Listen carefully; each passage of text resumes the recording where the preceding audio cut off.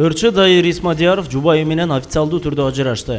Шоу бизнестеги эң шайыр ырчы мырзалардын катарын толуктаган Дайыр Исмадияров былтыркы жолу Жанар аттуу Оштун сулуусуна баш кошуп, Жалал Абад шаарынын стадионунда кыз узатуу кылып, заманбап тоюн Ош шаарында өткөргөн эле. Бүгүнкү күндө арадан 1 жыл айланбай жаңы курулган үй бүлө бузулуп олтурат. Буга чейин биздин редакция Дайыр Исмадияров жубайы менен ажырашып, кайра жарашып жүргөнү тууралуу жазган элек. Эми бизге түгөйлөр официалдуу түрдө сый жол менен эки ажырым жолго түшкөндөрү белгилүү болду.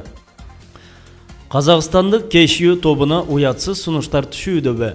Байкасаңыздар, өнөрдө жүргөн азаматтар кыздарынын ырчы болуш эч качан каалашпайт. Буга кесиптеш айымдар тууралуу жагымсыз пикирлери себеп эмеспи?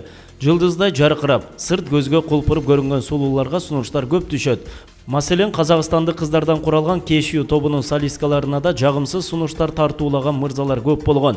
Бул тууралуу топтун экс-солисткасы Анель Аринова: "Бул шоу бизнес, бул кыздар тобу. Себеби биз сахнада жарк-журк этип жүрөбүз. Андай кыздарды ким каалабасын? Сулуу кызды, сымбаттуу денени, укмуш бийим менен жаркыраган кийимдерди көргөндө эсин жоготкон адамдар көп. Жагымсыз сунуштар түшкөнүн жашыра албайм" деп билдирди. Ананда ырчы айым ким тараптан сунуштар түшкөнүн ачык айтпаса да, уятсыз сунуш ээлерине күлүмсүрөп гана жооп кайтарып келгенин баса белгиледи. Вабанк сериалынын актрисасы турмушка чыкты.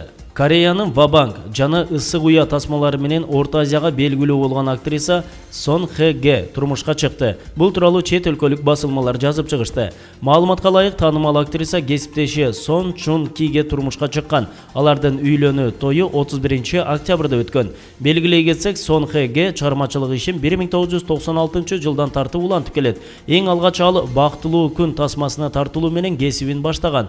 Ал эми жолдошу Сон Жун Ки Кореяда эң атактуу актерлордун катарын толуктайт.